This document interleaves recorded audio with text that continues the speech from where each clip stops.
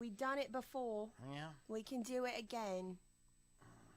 And we're not going to be shoving bowls in any mouths like Sharon Osbourne says. Oh.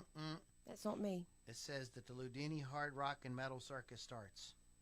Actually, I haven't changed it from Tuesdays, so it's telling me that it's going to start this time tomorrow. Yeah. But no, it's starting right now. And we're on. Whether you like it or not. Too bad. Or you're like a total freaking a-hole, like Sharon Osbourne. And here comes Sharon Osbourne knocking at your door. Oh man, I'm telling you guys, hysterical. seriously, like look it up. Go online and look it up, man. Look, there's some great like mini documentaries about the members of Ozzy's band, and like even well, Dio was no good either. He was a piece of shit too. And I say that I love those guys. I love their music, but they treated their bands terrible. That's kind of sad, being is that you really need the rest of the band. They took these kids who were like, they gave them a chance to be like on a big rock stage, and so they were like, they figured, we don't give them any money, and Kiss too with Vinnie Vincent, legit. Oh man, that guy was like, I'm like a wife and kids, and I'm like trying to survive, and they're paying me, dick. You can play for free in the exposure. Yeah, for exposure. That's always a good one. Yeah, we're going to expose ourselves. Okay, trying to get things rocking and rolling here. This was fun. This is going to be a fun show. We have a lot of examples of cover songs that are like really good. And you guys today turned me on to some that I wasn't all that aware of. I was like, dang, that's good. And I hope that we talk to you guys about some stuff that maybe you don't know either, and you come away going like, oh, I want to check that out. And I have my list. Lily has her list. I've quite and the list. I have a big list. I kept thinking, oh, that's a good one. I'm like, and I have a handful that I'm going to call honorable mentions. Okay. Because there's not really too much to say, and I don't really know if they technically. I titled the podcast "Covers That Are Possibly Better Than the Original." Okay. Part 2, because we did this topic before. So I mean, it's so relative. I mean, I'll just be very frank with you guys. I disagreed with most of you in the group when you said this cover was better than the original, so on and so forth. But that's neither here nor there. It isn't about like that. It's right? Isn't music subjective? It is subjective. So it's very if hard you think to, it's better in your own head, that's great. Then that's good for you. And then we're going to tell you how you're wrong. No, and go start your own fucking podcast, asshole. No, I'm kidding. Okay, so we have this. Let me get the. There we are. All right, so we're going to go ahead and get the party started, as they say. It's going to be just the two of us. And I don't know. I don't know if Pittsburgh Kevin, I mean, he's welcome to pop in late if he can. I know Keith will not be on. The the transformer that runs the entire city of New Orleans fell in the river. So they need to fish that out first with a net and then piece it back together. I feel so bad for them. Like he's like him and Samantha have to go find a place to live. No, I saw, and actually Samantha posted that they might not be doing that. So they might not. They might be, toughing it out at the house, at the homestead. I don't think so, man. Like, what are they gonna, dude? You know how hot it is down there. Dude, I know. We were there in March or May. Keith's gonna be like my size. After. I hope they do. Oh, and they got them. They can't do that. The puppies, those dogs can't. No, those dogs have to those dogs with the shorter faces. They do not do well in like that kind of environment. Yeah, that kind of heat and humidity and stuff. I'm sure they're going to have to do something. I'm sure. Unless the hawk is going to go out and get some big ass generator. I kind of feel they have enough friends and people to help them that they will be fine. So I was talking to him today. I'm like, dude, if you need anything, let me know. I don't know what I could do, but I would do whatever I could. But like, just keep those guys if you are a religious kind of person. If you pray or whatever, keep those guys in your prayers. Or send good vibes if you're not a prayer person. They're on. Keith is on Facebook, so if you guys want to send him a message and just to check on him, make sure he's okay. I think he would really appreciate it. So hit him up. I think that he would make him feel really good. And Scary Pittsburgh stuff. Kevin is at a funeral. So, anyways, we'll talk more about that as we get started here. We're just kind of warming up. I just kind of like to riff a little bit before we actually start. To kind of You do such a good job. get the mouth. I mean, I'll fuck it all up as I do. I mispronounce people's names. That's what we do. When I was a little kid, man, I used to get so mad because my dad would mispronounce the names of all my friends. And now now you're the one getting mad. do. Or you're now the one doing it, and I'm everyone. doing it. I turned into an old man. Yeah, well, except my dad was like 30.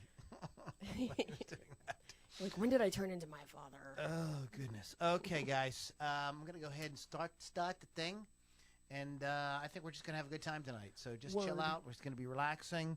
I'm not gonna talk like this. I promise. Like I did the one time. You guys got all mad at me. That was the worst podcast ever. No boy. All right, here we go, guys. Oh, Lily. Am I good? Am I good? Am I good? Am I in the microphone? It's the first time I ever heard you sing anything. God, doesn't it suck? It's not kind of good. No. Yeah, it wasn't bad. I don't do that. It's I'm like, really dang, drunk. You thought that was gonna slip by me, but I picked right up on that. Okay, here we go, guys. In 5, 4, 3. Let me turn my. I'm going to take that again. Check. All right, here we go. All right, here we go. Oops. Nope. Don't squeaky. Ooh. No squeakies. Check. That's too hot. Check. Okay, that's going to be. Back that down. Check 1, 2. Make sure I'm not clipping. It's something. Does it sound crunchy to you guys? Let us know. Sound distorted? Somebody let me know. Joe Freeman usually sends me a message if it sounds jacked up. Let me check my levels in my check. Yeah, that's a here. Check. Well, that's better. We'll go there, and I'll close that. All right, here we go. I'm glad you know what you're doing. All right, and Lily, do yours again, babe. I am here. Okay, we're good. Okay, in 5, 4, 3. Let's face it. There are just some songs that are way better as the cover. In other words, the version done by somebody else other than the original artist or the original person that put them out. I don't think there's going to be much argument when you say that the Hendrix version of All Along the Watchtower is better than the Dylan's version. And I know that's not really fair because, I mean, everybody does Dylan better than Dylan. But anyways, on this week's Loudini Rock and Roll Circus, we're going to tell you all about 10 covers that are possibly better than the originals. Get ready to rock out with your talk out. It's the Loudini Rock and Roll Circus.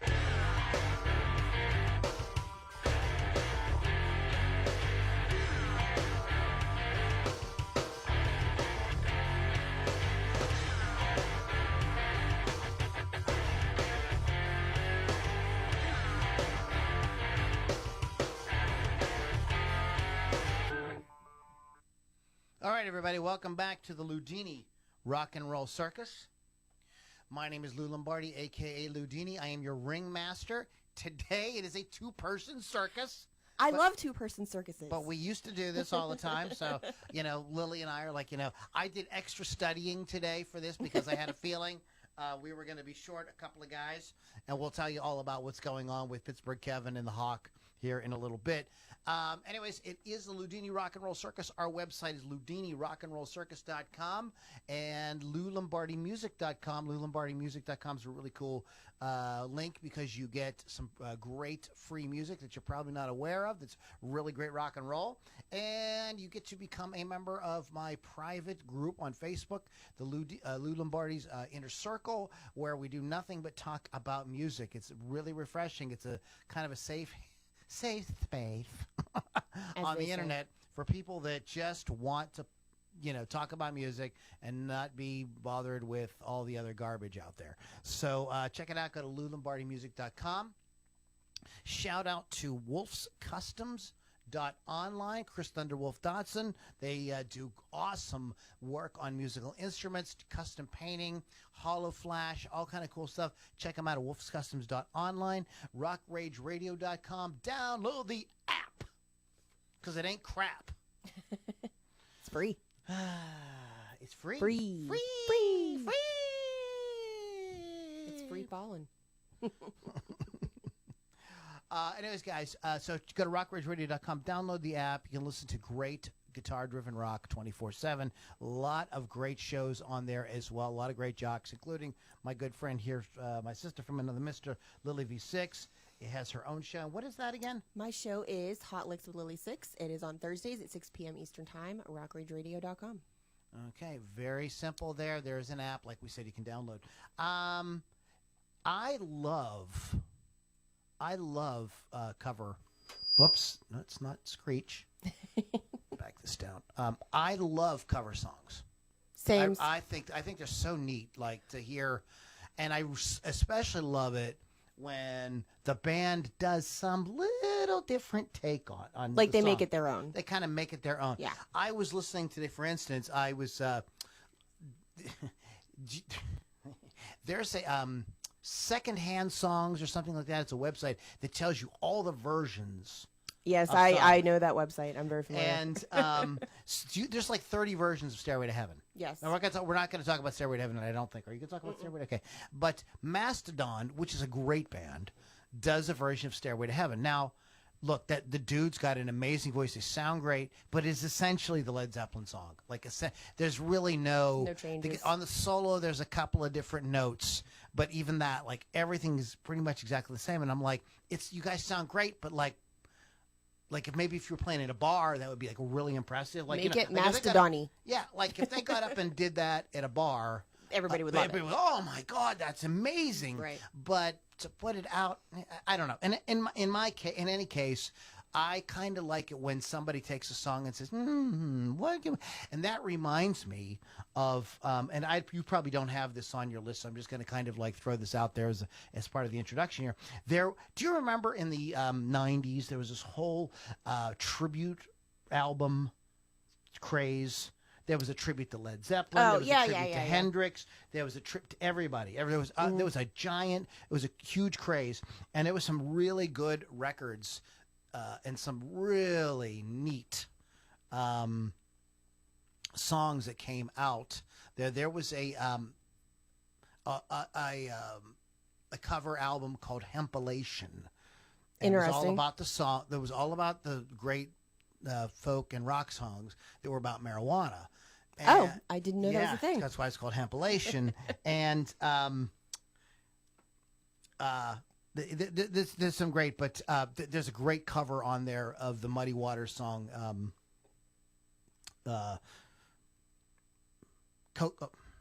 Champagne and Reefer. Champagne and Reefer. Sorry, a little brain fart there. So you got to hear all these bands, but it's a reinterpretation. It isn't the Muddy Waters version. It's a reinterpretation. It's their own. Yes, they made it their own. Exactly. I love it. So stuff like that. The Black Crowes do "Rainy Day Woman," and they do it really good. They don't do it with the marching band thing like Dylan does it. It's not like like the Dylan thing. They play. It's the Black Crowes. They're a 5-piece rock band, and they just play the song like a rock band with all instruments. Yeah, and you go like that's, and it sounds really cool. It's not on my list, but their version of that should be on this list as better, because like everybody does Dylan better than Dylan. Which is kind of sad. It just does. But I have some really fun ones on here, and Lily and I come from different sort of approaches. So I don't know if we have many crossovers. We might. Sometimes we hit each. Maybe one or sometimes two. we have a couple crossovers, but then a lot of times it's like you go like, oh, I didn't know about that. And I say to you, oh, I didn't know about that. So that's what makes the show really fun. Real quick, you guys out there in the audience, please, if you don't mind, send the Hawk Keith Hawkins is his name on if you're friends with him on social media. If you're not, just send him a message and check on him, make sure he's doing okay. Him and his wife live in New Orleans, and just this hurricane has them all jacked up. The power transformer for the entire city fell in the Mississippi frickin' River. So they have no electricity. So therefore, that means there's no internet. He must be losing his mind. I mean, he's probably having a couple drinks. He'll be okay. Oh, man, I don't know what he's doing. Oh, my God. It sucks. I've had the electricity out a couple times here, and it's just like, it sucks. But anyway, so they're talking like a month. Yeah, I've heard. Like minimum. Yeah, I mean, minimum. The entire transformer for the whole city. So if you guys, Keith Hawkins, send him a little, hey, bro, hope you're doing well, thinking about you. That would probably go a long way, and to show some support. Our other brother from another mother, Pittsburgh, Kevin, is attending a funeral for a friend. Not the Elton John song. A real funeral for a real friend. I was just so funny. I went over there on Saturday, and because I had at that point, by that point in the day, I think I was drinking cleaning products. Not inaccurate. So I went over there because I know he'd have a Guinness or something. So I went over there, and he had just gotten home from work, and he was drinking a Guinness, and we were talking. And this is not a thing with guys. But he's like, yeah, my best friend. I mean, Lou, you're my best friend, but I'm like, Kevin. You guys got weird about we're it. We're not chicks, okay? Like it's fine. Like, it's like, we're not chicks. Man. I thought I was your best friend. Some Lily, right? That's some super true. Posts, to my BFF on Facebook. And there's another girl that's getting angry. Yeah, it's true. Yeah, it's a total thing. It's true. It's a total thing. Yes, we're sexist here. So, but anyways, so he's dealing with a funeral. That sucks. And I don't know if he's going to be in. He may just pop in at the end or somewhere in the middle or whatever, and that'd be great. He is absolutely welcome to do so, but he is not texted it, so I don't think that's going to happen. Anyways, guys, we are talking about these cover songs, and I think this is really going to be fun. As always, we're going to get started with Lily. With me. Yes, what you got, girl? So I'm going to say, and you're going to think it's a completely different one, but nothing compares to you. I'm going to be talking about the Chris Cornell version of this song. Yeah, that's what I figured. Okay, I thought you were going to say she. And it is better than Shineheads. I agree. Written and composed by Prince originally for his side project, The Family. The song featured their 1985 was featured on their 1985 debut. The song's lyrics explore feelings of longing from the point of view of an abandoned lover. The song appeared more or less as a filler song on their album and was not released as a single, and received very little recognition. Prince took no interest in performing it in concerts. However, in the years after, Sinead O'Connor turned it into a hit in the 90s with that disaster SNL thing that we all know about. He began performing it live. Fast forward. Cornell's, I think, is the best cover of this song ever, and maybe one of the best covers of all time. His voice is beautiful. He takes the song and with his signature crooning voice makes it something incredibly unique. It has an interesting history itself, like I just talked about with Sinead. As for a lot of folks, that's still the version that they know, unfortunately. Don't listen to that one anymore. You are no longer allowed to listen to that. If you're a fan of Loudini Rock and Roll Circus, you cannot listen to Shinehead's version. And you're not gonna want to anyway after you hear Chris's. If you haven't, Chris Cornell's rendition is absolutely stunning and will make you miss his contributions to music with each listen. This is the version that I do play on Hot Licks with Lily 6 every once in a while on the Thursdays. It's breathtaking, and the song, I took some information from that website you were talking about, that secondhand songs. It's been covered 102 times. Sinead O'Connor, Me First in the Gimme Gimmes, Aretha Franklin. The list goes on. So Urethra, yes. Aretha. I heard her version too. Still like Chris Cornell's the best. It's sort of long and drawn out, but that's okay. I still love it because his voice is amazing. He has this. He croons. Yeah, well, he croons, but it's he has this he brings this vulnerability to it that I don't think that Sinead O'Connor or Aretha Franklin could do. They were just he has this he sounds tortured or something in the song. He probably really was though when he was singing it, to be honest. That's real feelings, not Sinead's crybabiness in her video. Crybabiness? Yeah, with her fake tears. Is that a word? I made it up. Crybabiness. It is now. Paul Stanley's We're a going to crybaby. get T-shirts to say crybabiness. We will. Paul Stanley also got the sniffles. Joe Freeman asked me, can you mind if we talk about business for half a second? Joe Freeman asked me, we want to put the Lily 6 shirts in the Loudini store. Are we allowed to do that? Okay, so they're we're going to me, need to hit you up and find out the info. And Yeah, that's fine. We can Okay. do that for sure. So I just want to see Joe. Joe, I know you're listening. So Lily said it's cool, so we can do it. He asked me to ask you that. That's fine. He can message me too. That's fine. So this song is like, I think we've done a show on like the overplayed, maybe. Did we do a show? We did. Okay. Yeah. And I don't know why we didn't talk about this, because this song, I mean, this is an awesome song, but it really is Yeah, why haven't we? overplayed. And that is Take Me to the River by the Talking Heads. It is. And Al Green wrote this song with guitarist Mabon Hodges in Lake Hamilton, Arkansas, during a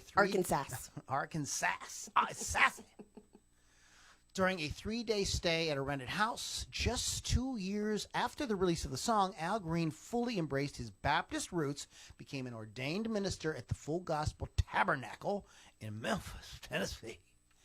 Growing up in a strict religious household, Green was encouraged to sing as long as it was gospel music. But that didn't keep Al from sneaking in forbidden records from worldly R&B singers like Jackie Wilson, Sam Cooke, etc. The combination of these influences is what defined Green's career and came to a head in the song, where the singer struggles between his desire for physical and spiritual love. The verses tell us he's smitten with a girl who's more interested in stealing his money and his cigarettes than stealing his heart. He begs, hold me, love me, please me, tease me, till I can't take no more. But the chorus, he's back to the church altar. Take me to the river and wash me down. Won't you cleanse my soul, put my feet on the ground. Baptism is always a hotly debated topic among Christian denominations. Is it necessary for salvation? Is adult baptism superior to infant baptism? The little sprinkle you get in the Catholic Church, right? It's full, a sprinkle a day. Wow. And there it is. Is full immersion necessary? List goes on, blah, blah, blah. As for Green, he's singing about full immersion style practiced by John the Baptist in the early days of Christianity, where the subject was completely submerged in water and their sins were washed away. Green explained that the baptism is about cleansing from sin, but about fulfilling a need that transcends romantic love. Well, how is a person going to cleanse your soul and put your feet on the ground? That's like I'm talking to somebody that's going to be higher than somebody who just simply says, I love you, and I'll see you after dinner. The sentiment is echoed in the 77 The Bell album, beginning of transition to gospel career. It's you that I want, but it's him that I need, he sings in the title song. The new wave band, the Talking Heads, covered the song on their 78 album. Went to 26 on the Hot 100. Tina Weymouth said that they had played it in the studio. It sounded so great when we played it back, we immediately imposed a rule on ourselves. No additional playing except single notes, just one ping or bop or pang. The Talking Heads version endured on classic rock radios. Many listeners had no idea it was a cover song. The Talking Heads version was a breakthrough for the band, whose only chart entry to that point, you're playing footsie with me, was Psycho Killer. Which is one of my favorite songs. Okay, when their rendition of Take Me to the River became a modest hit, it earned them an invitation to perform the song on American Bandstand, giving them their first significant television exposure. That's crazy. It was also covered by Foghat, and Brian Ferry, and Levon Helm. I'd like to maybe go check out their versions of it. But oh my gosh! And the song was one of the number one tunes sung by.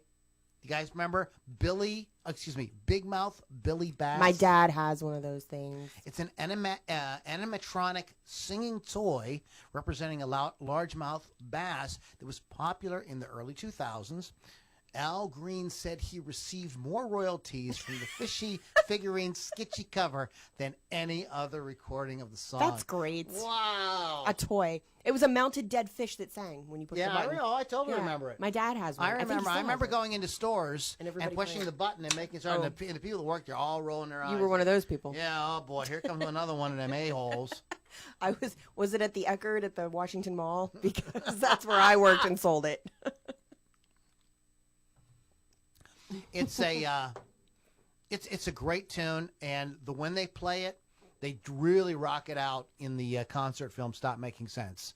And if you haven't seen that in a long time, you should definitely check it out. And, you were talking, mentioning Chris Cornell in the last song. And Lily, I have to say this before I forget, because, I'll forget. We need to do a podcast on telling the story, like the mysterious deaths. Oh, yeah, that would be a good one. That'd be fun. 10 rockers' mysterious deaths or something. I think that we could. Sam Cooke. Yeah, Sam Cooke is definitely on the list. Chris Cornell, Kurt Cobain, etc. Anyways, I digress for half a second. Thank you for your patience. I love how you just do disclaimers after the fact. After the fact. First, I tell everybody to talk amongst themselves because we're talking about business. Now I'm telling you, we're still talking about business. Podcast ideas. Podcast ideas. And I want to.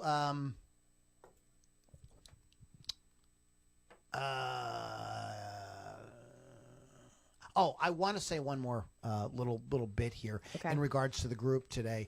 Billy Thomas, because you talked about Chris Cornell's version of Nothing Compares. Nothing Compares to You, and Billy Thomas told me about Warren Haynes' version of One by U2, and it's kind of done in the same way. It's done as just him and a guitar. Yeah. I wouldn't say that it's better than the original, but it is very cool. Again, very kind of emotional kind of interpretation song. It has like isn't it funny? Sometimes when a different artist does a song, it kind of has a different meaning even.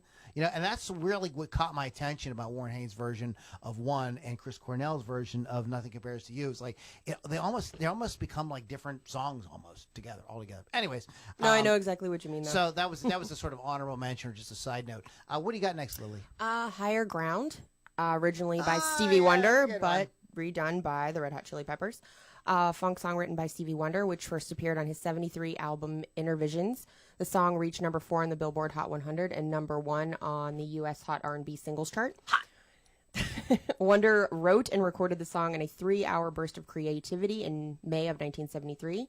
The album version of the song contains an extra verse and runs 30 seconds longer than the single verse.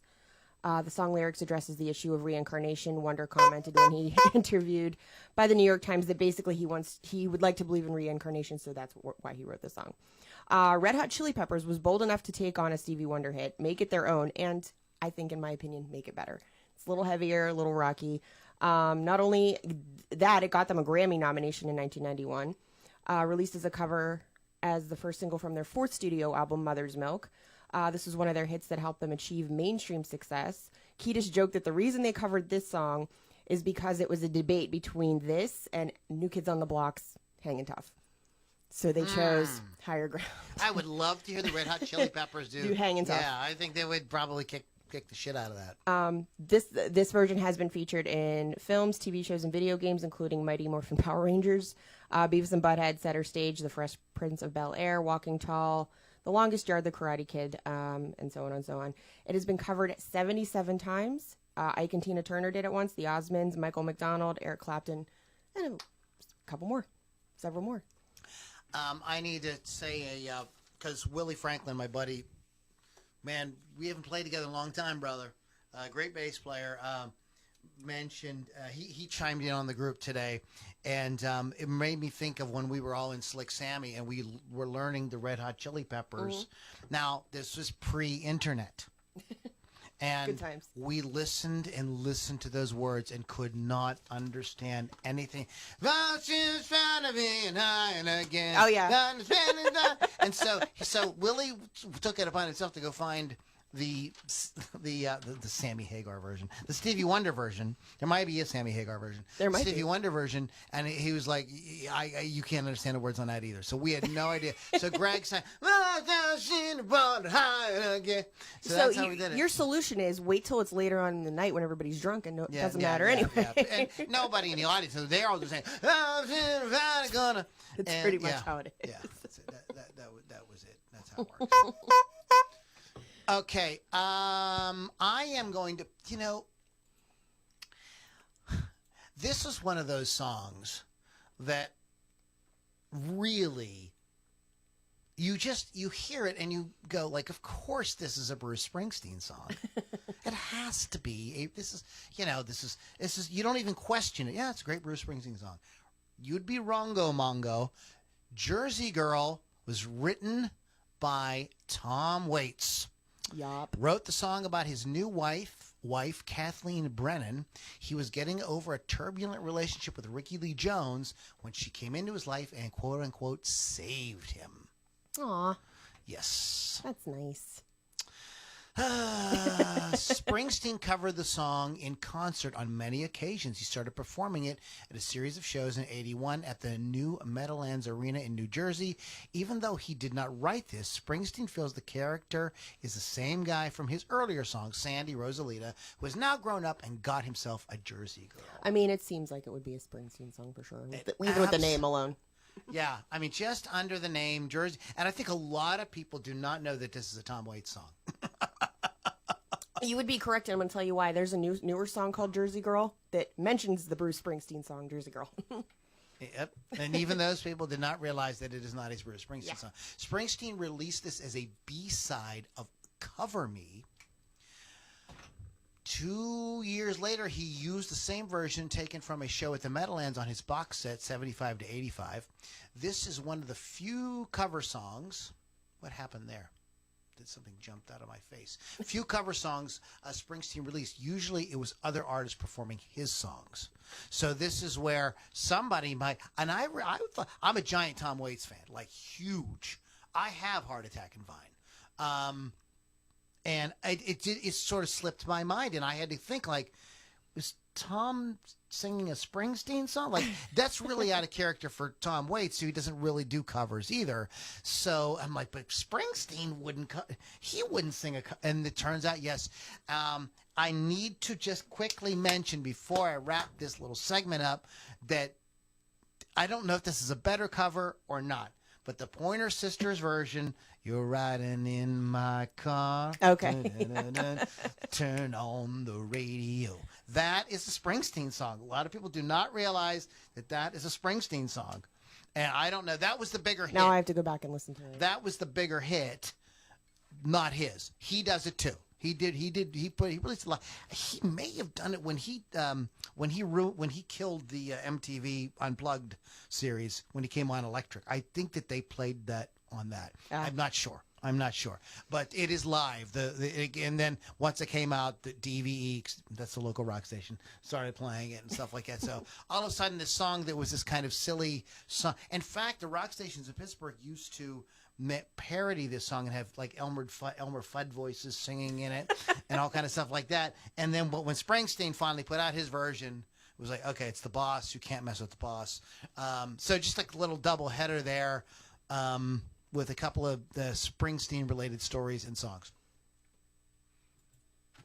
Word. And that's it. Word to your mother. All right, guys, thank you so much. This has been a Loudini. No, what do you got? You're No Good, originally done by Dee Dee Warwick. Very nice. That's not nice. I don't mean you. Oh. This is for all the other ones. Originally done by Dee Dee Warwick. The one I am saying is better is Linda Ronstadt. Written by Clint Ballard Jr., first performed by Dee Dee Warwick for Jubilee Records in 1963, with promotion by Jerry Lieber and Mike Stoller. It has been covered by many artists, including charting versions by Betty Everett in 1963, the Swinging Blue Jeans in 64, and Linda Ronstadt in 1975. Her version was a number one hit and the most successful version in the United States, and the one we're talking about. Was one of the most prolific artists in the 70s, Linda gave this Someone Done Me Wrong song a sinister edge as she weaved through her many moods, supported by Motown-like backup vocals.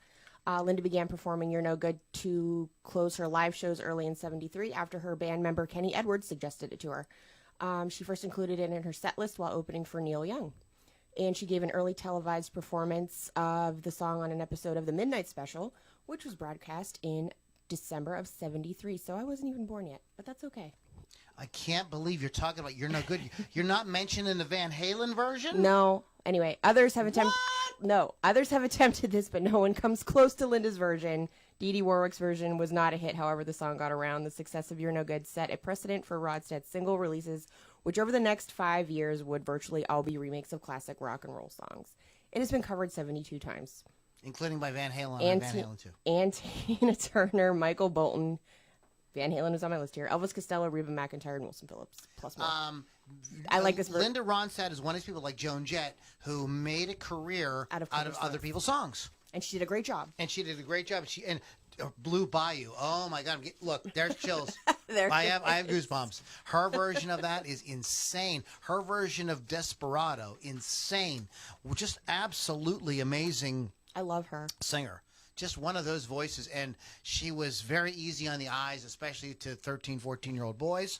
Specifically Lou Lombardi, apparently. That record with her and the roller skates on it. Oh, man. And the hot shorts. Oh, God. It's okay. Have a drink. I was going to lose my mind. I'm an old man, and I'm like still lusting after Linda Ronstadt. This will be a quick honorable mention, playing off the Linda Ronstadt theme. Right.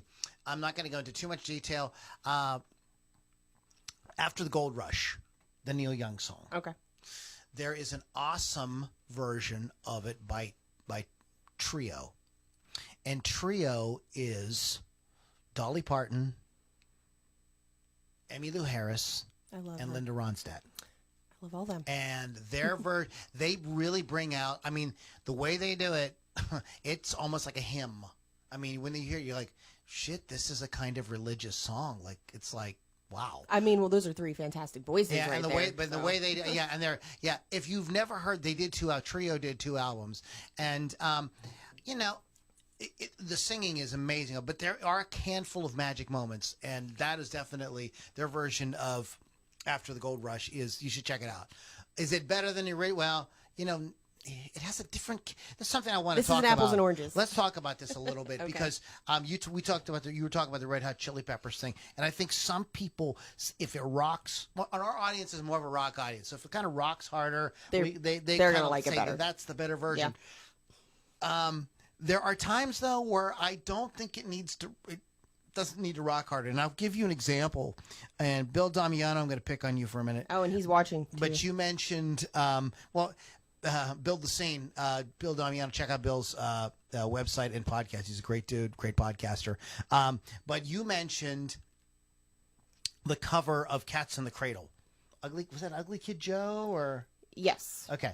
And I think that is an abomination. I think it loses like what the song is really about. It's not supposed to be some big guitar rock song. It's like it's meant to tell this like kind of it's really touching, poignant kind of story, and I just don't think it works as like a big rock tune. And I agree with that too. I'm just saying that in my case for Higher Ground, they kept the funk but made it a little harder. That's where I think, and I'm the same way. So I had to question myself because I'm like, I'm the same way. Like I love the Chili Peppers version better than because.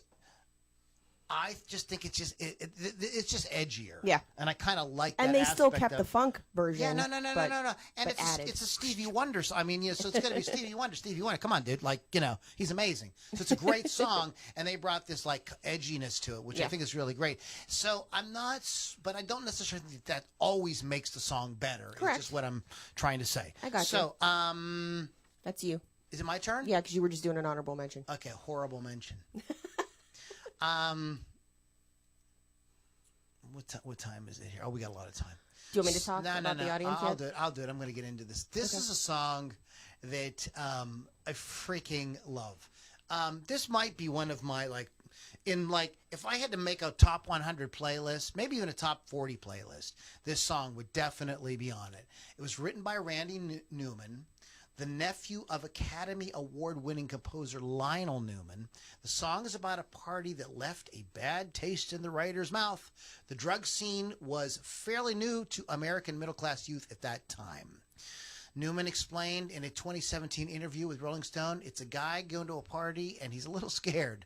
The first line, will you have whiskey with your water or sugar with your tea, was a vague connection to acid. I don't remember being thrown off by that stuff then if I was that unsophisticated, which is possible, but I wouldn't admit it. Well, of course, I'm speaking of Mama Told Me Not to Come. I'm sorry. I thought that I made that clear when I said Randy Newman. Eric Burdon and the Animals did a version of it in 1967. And he hadn't, Randy Newman hadn't even released it at that point, but he started recording his own material on his '68 debut album. Many of the songs had already been recorded by others. Mama Told Me Not to Come was included on the second album. and it came out, and Three Dog Night did it. Newman had little chart success as an artist in these early years, but Three Dog Night did, and their raucous rendition was the one listeners preferred. Newman at first dismissed them as a teeny bopper band, but later rescinded that statement, saying he liked their version a great deal. He enjoyed the royalty checks as well. In fact, confirmed by Three Dog Night's lead singer Corey Wells, who said, after it became a hit at #1, Newman called him and said, "I just want to thank you for putting my kids through college." That's great. But I think there's a couple songs on both of our lists, maybe not. I know there's a couple or three on mine that are written by these sort of like songwritery guys who don't typically have the hits themselves. They put them out, like we mentioned Tom Waits earlier, and Randy Newman is the same. Yes, Randy Newman has had some songs on the radio, but he's the guy that writes the songs, and usually somebody else is able to do something and really make them really make them. really make them hot. So, Mama Told Me Not to Come by Randy Newman. Newman. He a new man. Hey, speaking of new man, Chris Thunderwolf Dodson. Who is watching, by the way. Who's watching. Chris, we love you. Please go to wolfscustoms.online. Get a custom finish on your musical instrument. Shout out to rockrageradio.com. Download the app.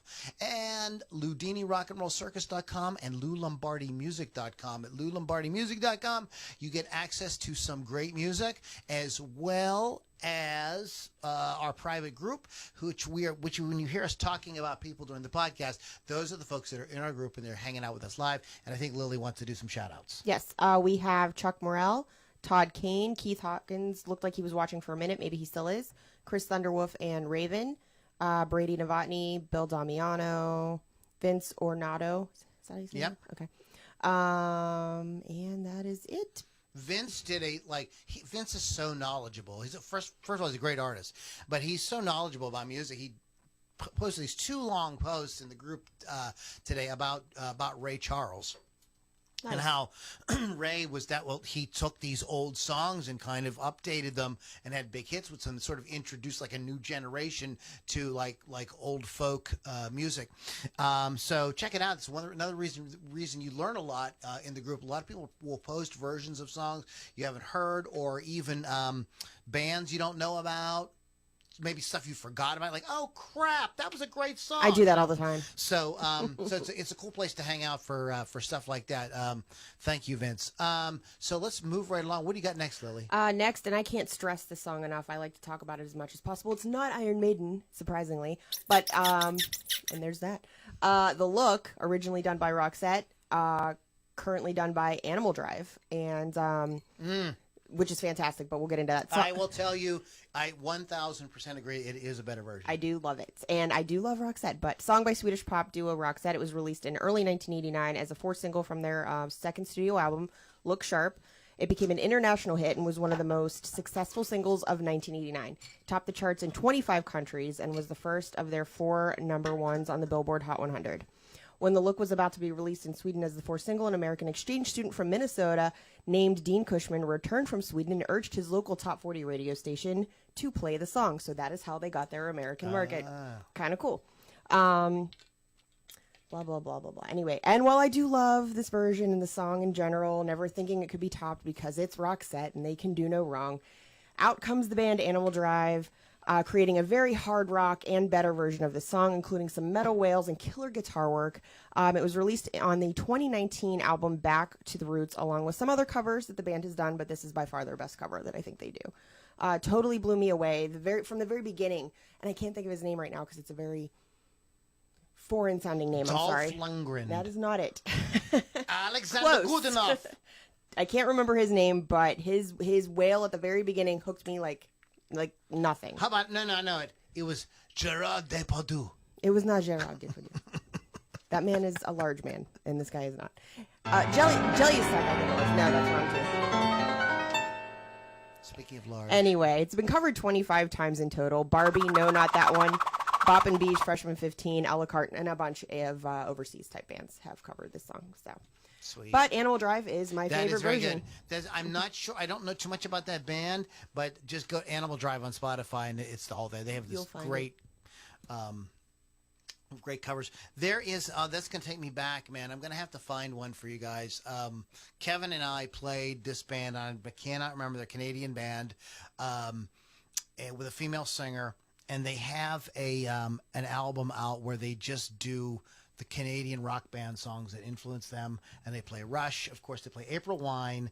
They play Triumph. It's so good, and I will find it for you. I can't remember which Rush song they do, but it's really very, very, very, very cool stuff. So we'll look that up later and try to get it to you.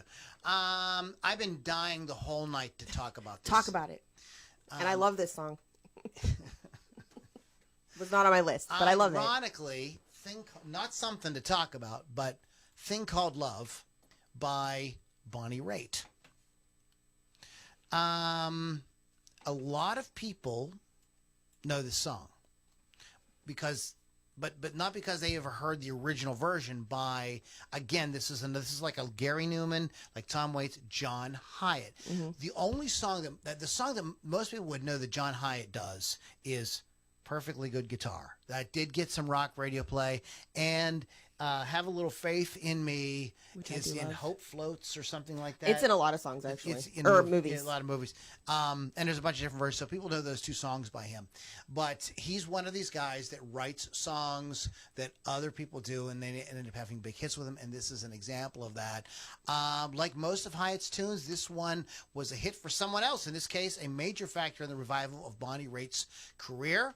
Hyatt's version is much more raw-boned than Raitt's and has an emotional resonance that only comes across in the larger context of the album Bring the Family. This is a really good record that he did with Ry Cooder and who else?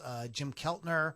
It's like a classic lineup, and they just got lightning in a bottle on this record. If you want to dig a little deep and you like this sort of Americana rock kind of sound, if you're cool with that, it's a record you should really check out. I'm gonna talk, and I wish Hawk was on because he could probably explain this better than me.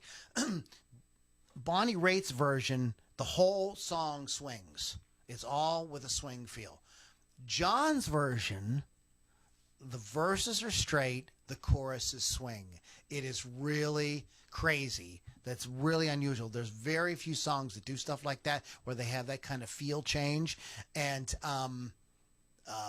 it's one of those things that you kind of have to hear to kind of like appreciate or understand. But Nick of Time was the album that disappeared on for Bonnie Raitt, and Bonnie, like, this is her 10th album, and she was just really struggling, like it was like couldn't pay the bills, like right. Going out. She had to fire her band because the record label dropped her, and she went out like kind of not busking, but just went out and did like acoustic shows just so she could pay the freaking bills. So she can live. Yeah, so she could live. And and it's through through kind of a strange twist. The producer Don who's produced, he's tons and tons of records. Just had her caught one of these acoustic performances and said, "I want to work with you." And so they put together some songs. They went and found songs that she could do acoustically, so they couldn't do a real expensive demo. They could just do her and kind of get the record labels kind of interested. Eventually, they got a record label interested. She was signed to Prince's label for a little while. I didn't know that. No. And she broke her leg skiing. And so by the time she got all of they couldn't, the schedules, it didn't work out. So she ended up leaving that record label. But Dawn got with her and brought in these songs from other songwriters who were absolutely just perfect for her. That just is like, this is the thing about it. This is what it makes a great producer. They know it sounds good. And like, he knew that if I get her with the right group of musicians, with the right songs, like, we can really make something special. And this is one of those records. When we talked about albums you could listen to the whole way through, yeah, this is definitely one of those records. Like, I can't say that I have, but I would try it. Absolutely a stunning album. It is a who's who of session musicians, including people like Herbie Hancock. Playing some piano on it. The Heart Attack horns. Kim Wilson from the Fabulous Thunderbirds does some harmonica work. Sir Harry Bowens and Sweet Pea Atkinson, David Crosby, and Graham Nash all do backing vocals in different places on it. So, really great song. Nick of Time, Thing Called Love, Love Letter, which was another big hit. Have a Heart, which was a big hit for her. I Can't Make You, I believe, is that on here? The Road's my middle name, excuse me. Is I Can't Make You Love Me on this one? I think that might be on the next one. Yeah, I don't see that on there. That's not on the next one. But just one great song after another. Just one great song. So if you haven't listened to that record, go check it out. Good stuff on there. Yeah, I'm not big on Bonnie Raitt, but I mean, like I don't listen to her just regularly, but I would. So, because I do love that song. How many times has that been covered? Because I know there's at least 3 other people that I know. Not that I know, because I don't know their names, but that I've heard that song. And a little side note, she was one of the things that made the song so big was the video with the actor Dennis Quaid. Oh, well, is in the video, helps, doesn't it? And she was so nervous. She called him. She said, "Dennis, can you please be in my video? I've never been in a video before. I don't know what the hell I'm doing. I can't act. I suck." And so he was just there, like making goofy faces at her, and made her very relaxed. And that's why. And that video was like on heavy rotation when that song came out, because it is a very charming, like, it's just, they just look really cute. Yeah. She's play my boyfriend in the video. All right, Lily, what do you got It'd be next? nice to just ask them how to do that. So my next song is Blank Space by I Prevail, originally done by Taylor Swift. I don't know if you know this song. Not at all. Okay, well, I don't like either band or either group. Song by American singer-songwriter Taylor Swift. Taken from her 5th studio album in 1989, the song was released to U.S. radio stations as the second single from the 1989... from the album 1989 on November 10th, 2014 by Republic Records in partnership with Swift's label at the time, Big Machine. Swift co-wrote Blank Space with its producers Max Martin and Shellback. For the lyrics, she conceived the song as a satirical self-referential nod to her reputation as a flirtatious woman with a series of romantic attachments. Meanwhile, she just, gets in relationships and breaks up with guys. It's all right, and that's okay, too. Hey, women can break up with people, too. Musically, it's an... What should I say, Lily? Some kind of try to put women down? I'm not finished. Musically, it's an electro-pop song with minimal hip-hop influenced beats. I don't like the band I Prevail, and I don't like Taylor Swift. But when I Prevail decided to cover one of Taylor Swift's "Break Up With Me" and "I Will Sing About It and Make Millions of Dollars" songs, this was freaking amazing. It uses both clean and harsh vocals during the song, perfectly mixed together to get the right tone and how I think the song should sound in the first place. Definitely speaks to me on several levels. This is definitely a breakup song for me, because the lyrics basically say, let's see how this one goes. Let's see how this one gets screwed up, from the beginning. So I very much relate to this song. Nothing like sabotaging the damn thing before it even starts. That's how it is. But it has been covered 67 times already. Ryan Adams, Imagine Dragons, and obviously I Prevail are 3 of those bands. Ryan Adams. So. Oh, that made me think of an honorable mention, but we'll get to that later. Good one, Lily. Okay, we met somebody. You mentioned Stevie Wonder earlier. I did. And you mentioned Prince. I did.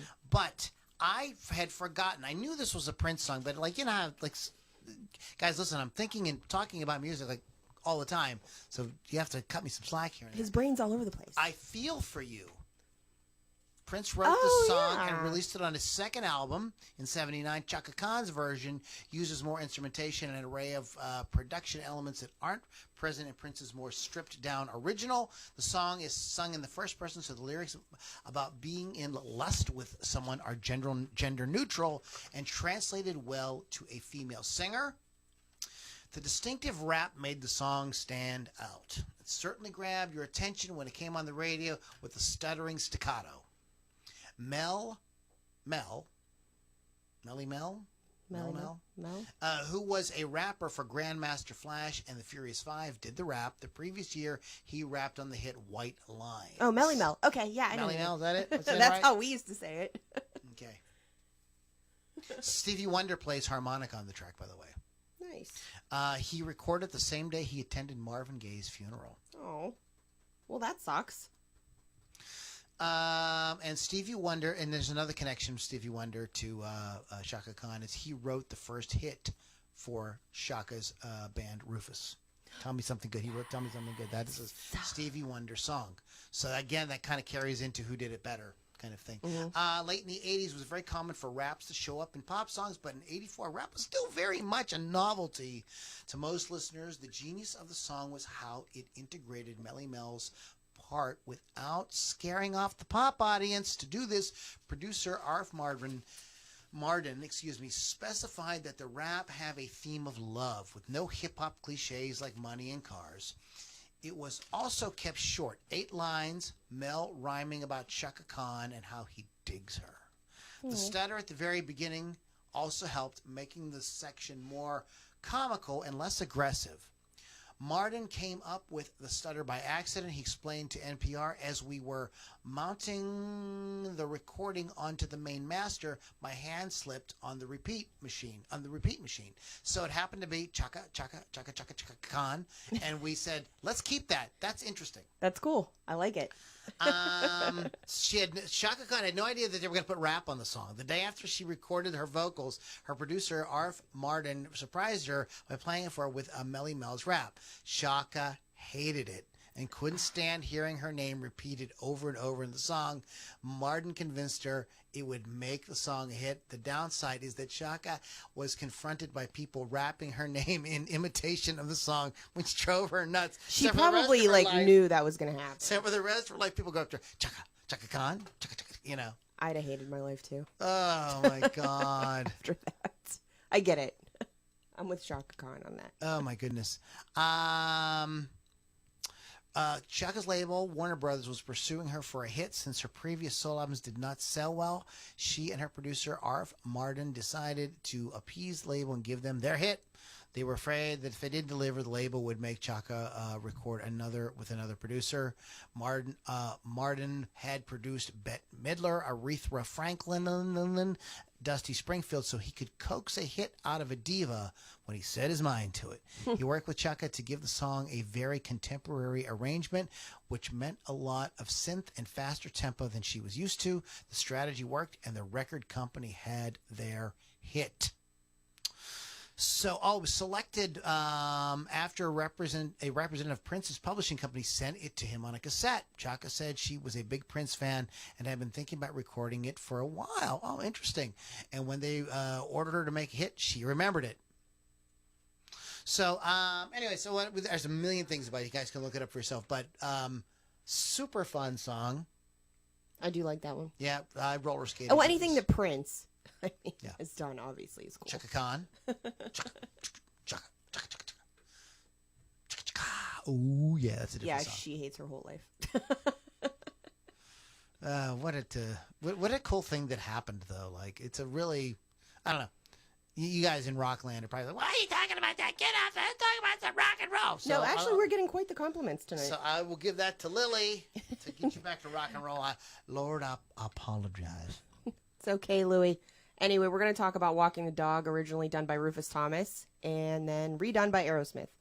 Written and performed by Rufus Thomas. It was released on his 1963 album Walking the Dog. It was his signature hit and also his biggest, reaching number 10 on the Billboard Hot 100 in December 1963 and remaining on the Hot 100 for 14 weeks. It begins with the quoting of the first 14 notes of Mendelssohn's Wedding March from the Midsummer's Night's Dream. The version is noted for Rufus whistling and calling out for his dog to go walking with him. The lyrics make reference to children's nursery rhymes, especially Miss Mary Mack. This was one of the Boston Bad Boys' best cuts before they started getting all ballad happy on us and, going super commercial. Aerosmith is one of the group's sharpest efforts, strutting their prowess as one of the premier rock bands of all time. There were many artists and groups that took a shot at the song, but Aerosmith is the most fun, and a salute to what the band was built for, because they were super bluesy. They had those roots in all that older stuff that we love, and it has been covered 115 times, including the Rolling Stones, the Kingsmen, the Everly Brothers, Roger Daltrey, Rick Derringer, Rat, Grateful Dead, and, of course, Aerosmith. So, yay. And I do love that song. I knew we could not get through a podcast without an Aerosmith song. But guess what? I don't have any Iron Maiden on my list. Shocker. I know. I didn't put it on there. I was trying to shake it up. I'm very disappointed. I was trying to shake it up. We're sort of running a little low on time. Oh, okay. Yeah, we're running a little. I mean, we could do a part 3. Hell. No. This will be a series. We'll do this. We'll do this again. We'll get the Hawk and Pittsburgh Kevin on here as well. Speaking of Aerosmith,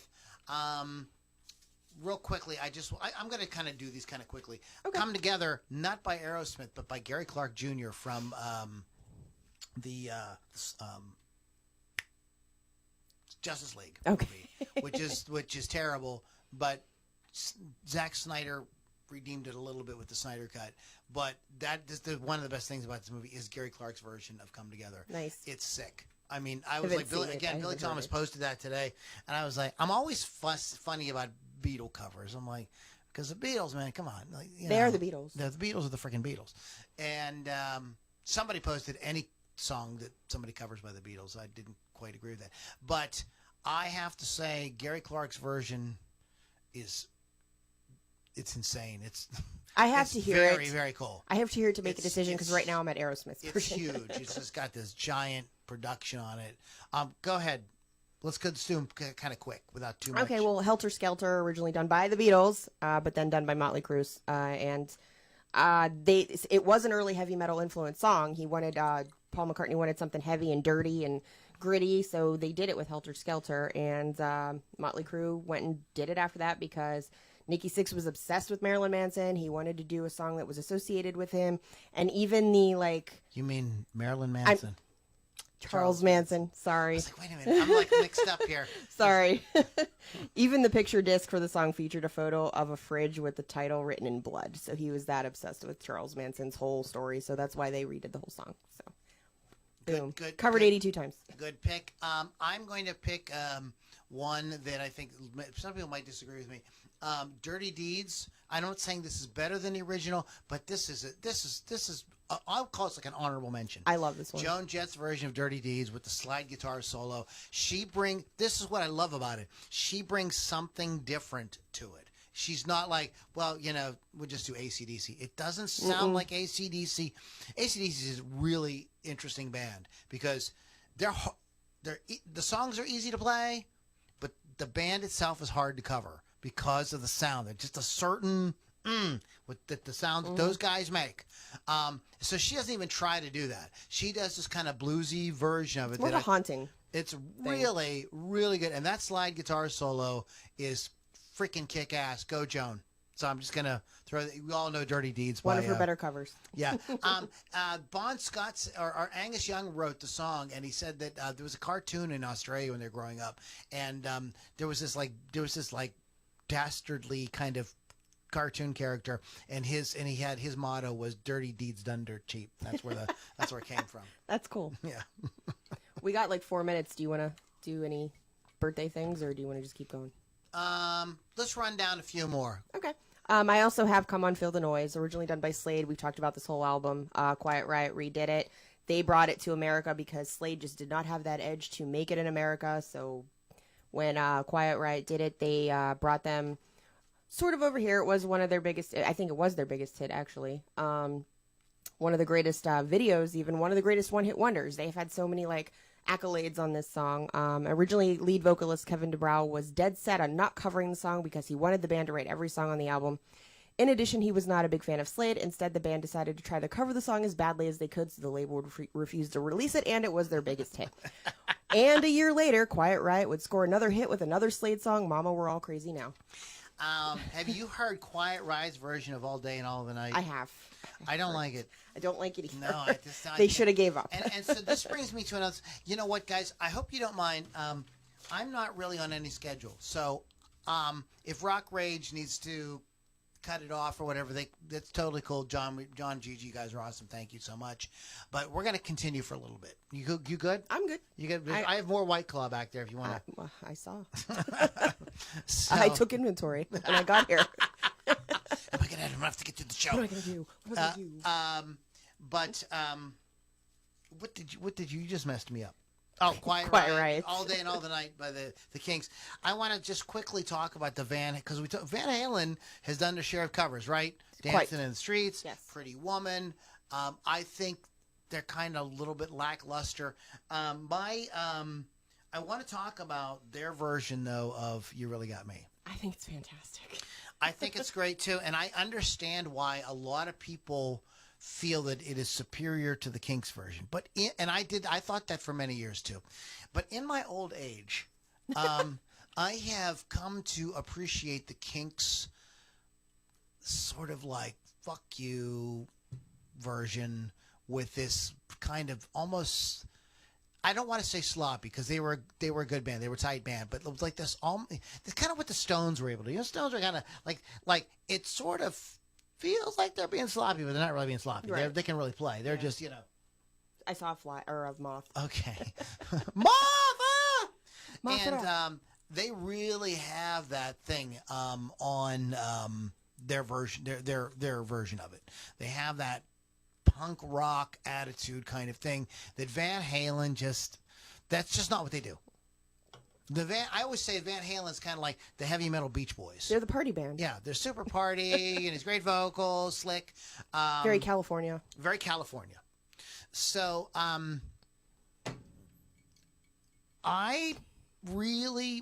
torn, man, because Eddie Van Halen is my hero, but there is something about that original version I just think that is overlooked by the Van Halen version, and you can't really put the two together. And so maybe Lily would say it's apples and oranges. It is an apples and oranges kind of situation. So that is a kind of thing. What do you got? You got another one? I got American Woman by Lenny Kravitz, originally done by the Guess Who. I like his version. I do. 1970 Canadian rock band burned up the charts with the song they claimed was a love letter to the women of their own country because they can't handle American women. That's what I say to that.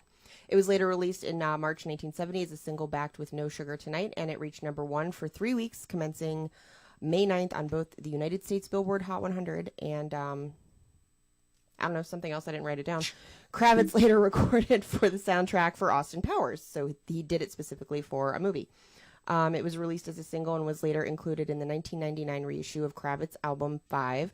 Kravitz's version is slower and softer than the original without the signature guitar solo. He later said to Randy Bachman that the reason why he skipped the lead guitar part was I couldn't get the sound, I couldn't get the tone. Lenny's was just more, I think it was a more updated version of the song. I don't like the original song, so I'm glad he came out with the song because it made me like the song again. It did win a Grammy for in 1999 for Best Male Vocal Rock Performance. It's used in TV shows and movies like The Big Bang Theory, My Name is Earl, American Beauty, and The Cable Guy, which is what I remember from movie I remember it from the most, and it's been covered 39 times. Crocus, Butthole Surfers, Eric Church, and others. That's right. Crocus does that.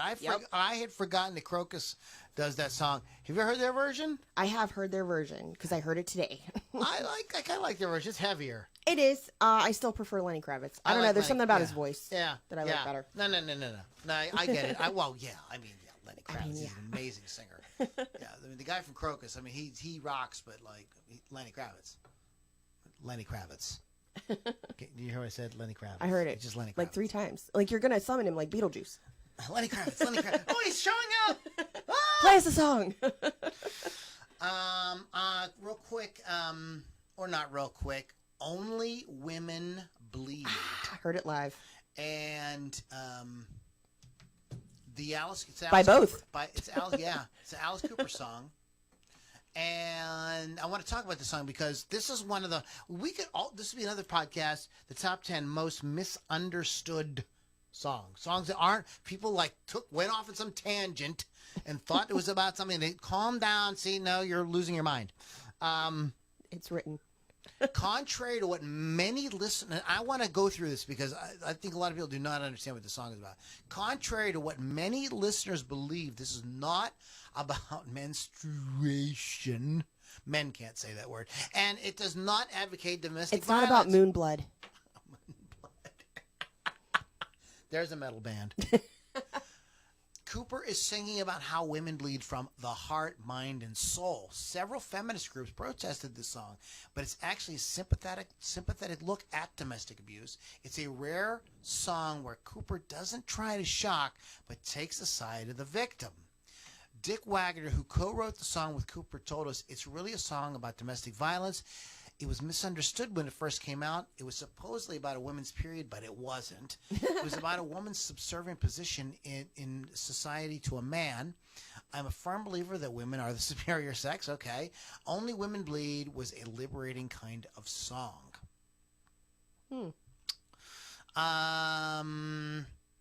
Alice Cooper and his guitarist also wrote the ballads You and Me and I Never Cry together. Alice called this style heavy metal housewife rock.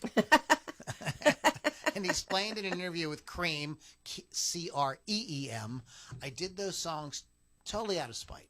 I kept reading so many interviews and articles that said I was never considered musical. Best rock show they ever saw, but musically lacking. They kept saying I was a performer, but I didn't write anything. So I said, oh, yeah? Yeah? Wait to hear this.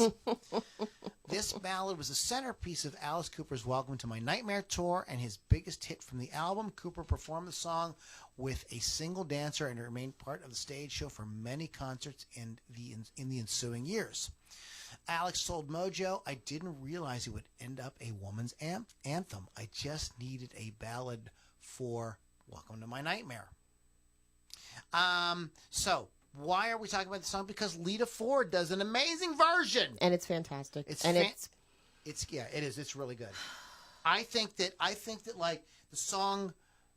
I love Alice, and it's a great song. But it is almost kind of one of the songs that kind of should be written for a woman to perform. In a way. and it might be like a hair better than Alice Cooper's. I think she puts so much feeling into it because I finally got to see it live. Well, that too, and the fact that she's a woman, so I think it makes sense. It has a kind of like, it gives the song a kind of different meaning with a woman when a woman sings. When a woman sings, yes. I guess that's where I'm trying to go. And it doesn't go to that whole menstruation thing. I think if a woman's singing it rather than a man, when it sounds like it might be a joke. Exactly. I know exactly what you're saying. Her version is absolutely stunning. I did listen to a respectable version by Tori Amos today. Okay. Well. I could see her doing it. Interesting. Yeah. It's interesting. I don't know if I love it, but you guys can sort of decide that for yourself. I think it's but it's an amazing song. What you got? We may have included this on the last time we did this, but I put The Man Who Sold the World, originally by David Bowie. The one we're talking about is Nirvana. I'm not a huge Nirvana fan, but I do love this song because at the time my grandfather died, like I constantly listened to this song. So it's like kind of like connected to that for me. The title track of Bowie's third studio album of the same name. It was released in 1970 in the U.S. and 71 in the U.K. Bowie recorded his vocal on the final day of mixing the album, reflecting his generally dismissive attitude during the sessions. Musically, it is based around a circular guitar riff from Mick Ronson. Its lyrics are cryptic and evocative, being inspired by numerous poems, including Antigonish by William Hughes Mearns, and I'm sure I'm saying that wrong. Bowie's vocals are heavily phased throughout and have been described as haunting. The Man Who Sold the World went relatively unnoticed upon its initial release. It was not released as a single by Bowie, though appeared as a B-side on the 73 reissues of Space Oddity in the U.S. and Life on Mars in the U.K. Nirvana's take on The Man, The Man became so closely associated with the band that for years afterward, younger fans would compliment David Bowie for covering a Nirvana song. Bowie was not yet a household name when he wrote the song. His recording feels like it's sung from the perspective of an outsider. Cobain seems to be able to embody the character by the time Nirvana performed it on MTV Unplugged, which I think is the best version of it out there. And his eventual fate means their version is much more haunting. So he eventually died. Yeah, so it's like, I am the man. It's like him singing. He's like, I am the man who sold the world. Yeah, no, I get you. And especially with him dying. Like, it has a whole new meaning thing. to it. Yeah, so, like, I could definitely see that. And I agree with you. And it's been covered 116 times. I actually like, just quickly, and I know that maybe it isn't better, but in my opinion, I like this version. Speaking of David Bowie, I like the Wallflowers version of Heroes. Okay, yeah, I like that better too. I like their version better than Bowie's. Just personal taste. Sorry, didn't mean any blasphemy. Do you guys did anybody here seen the movie Roadhouse? right? I have it. The band in that movie is the Jeff Healey Band. Oh, yes.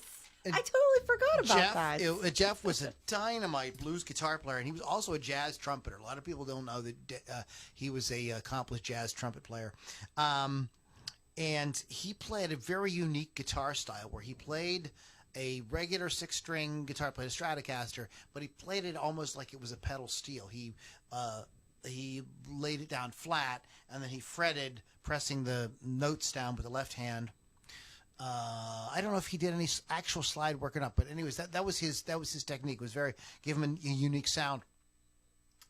He came out at the time, like right around the time Stevie Ray Vaughan passed away, and there was this giant push for who's going to be next Stevie Ray Vaughan. So he was kind of thrown out there, and a bunch of other guys, Kenny Wayne Shepherd, Johnny Lang, like it was a whole thing. But I think then in some ways that Jeff's career was just a little bit more authentic, a little bit more poignant. But the reason I'm bringing up Jeff Healey is because he did a covers album, just like Joan Jett has and a lot of different people have. And he does the Steelers Wheel song Stuck in the Middle. I didn't realize that he did that. And I think it's a way better version. I'll have to listen to it. And I like it better because it rocks. I mean, the Steelers Wheel version is emboldened in everybody's mind because of Reservoir Dogs. Right. Well, Okay? yeah, You know it's what funny. I mean? So it's like, it's very ironic the way it's used in that movie.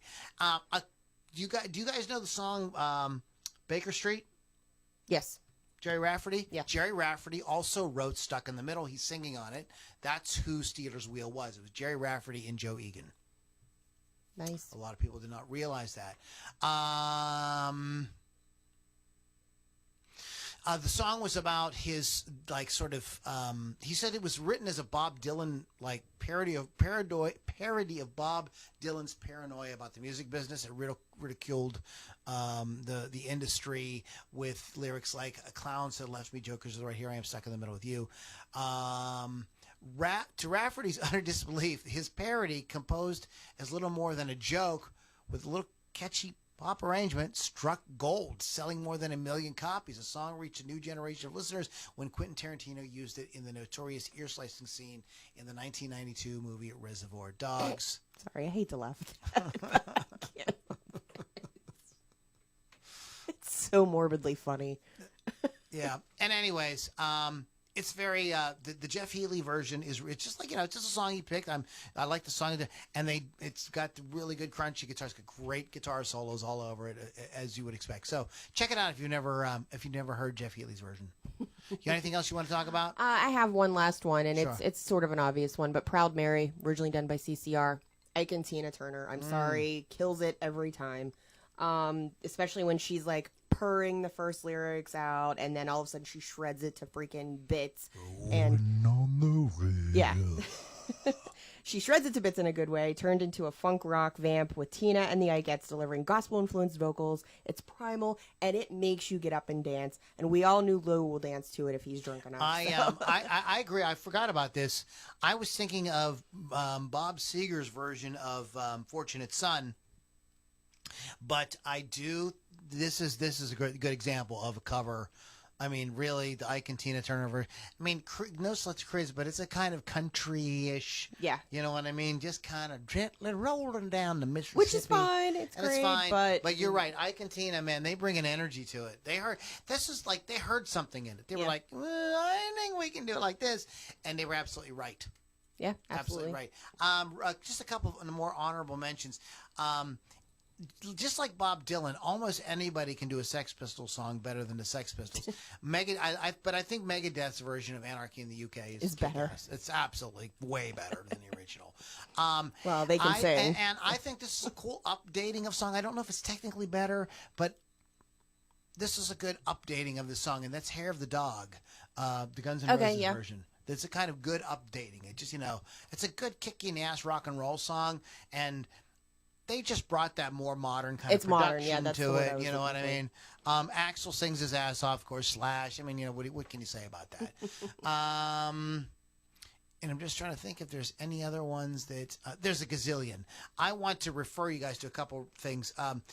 Matthew Sweet and Susanna Hoffs have done 2 covers albums together.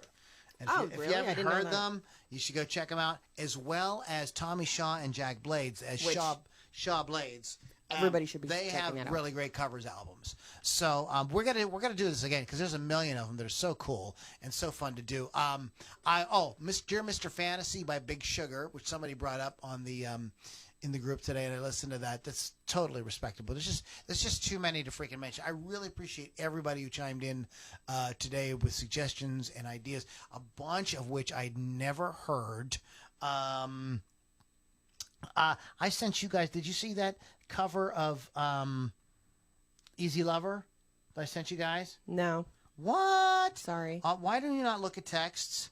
I This didn't is even. the 21st wait. freaking century. Did I not read it? Maybe I was tired. Oh my god! By Jaded Heart. Oh, I didn't look at it because was I? It really works. If you haven't listened to it, it really works as a kind of 80s rock, Okay, yeah. hair metal kind of song. We'll play. We'll jam play it it. after We'll we're play done. it But afterwards. so check it out, guys. I think that you would. I think you'd really do it. I'm gonna just quickly, because it wouldn't be a Loudini Rock and Roll Circus without just a quick visit to this day in music. Of course, the Beatles did all kind of stuff. No doubt, because the Beatles do everything. On this oh, that's day, a good one. Hank Williams recorded "I'm So Lonesome I Could Cry." I am so lonesome. Aw. Bob Dylan, you said it 100 times Bob today. Dylan, You summoned him. times. 2 weeks after the Woodstock Festival, second Isle of Wight Festival, over 150,000 turned up in 2 days to see Bob Dylan, the band, blah, blah, blah. Of course, you know those guys are great. Janis Joplin, 3-day Texas Pop Festival took place featuring Janis Joplin, Led Zeppelin, Sam and Dave Santana, and a bunch of awesome bands. On this day, sadly, 1975, Paul Kossoff, guitarist with Free, died for 35 minutes. Oh, I don't know what that means, but okay. And then he finally died on March 19th, 1976. I want to pretend I do. Just really was into drugs really, really hard. It was unfortunate. A really cool guitar player. Major influence on Joe Bonamassa. Anything really stupid? Let's just throw a few. Can I just say something real Sure. quick? The other guys aren't here. Nothing the Beatles have done? Whoa, wait a minute. Hank Williams, the Byrds, Bob Dylan, Zager and Evans, Janis Joplin. There it is. Okay, there's a John Lennon and Yoko Ono did right. something today. They played Madison Square Garden. So there's that. There is never I swear, there is nothing. There's never a day where the Beatles didn't do something. It's always something. They have to do something. Real quick, let's throw out. I know there's a couple of birthdays. Oh, Kitty Wells, a country singer. John Phillips from the Mamas and Papas. Yeah.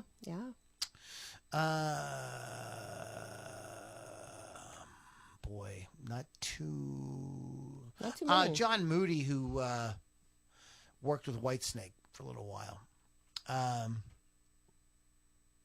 Boy, It's like sad today. It's a good thing we went over on other stuff. Yeah, not too much going on. So you guys didn't miss much with this day in rock. It was a slow day in rock. This was the day they all slept. This is Rock's day off.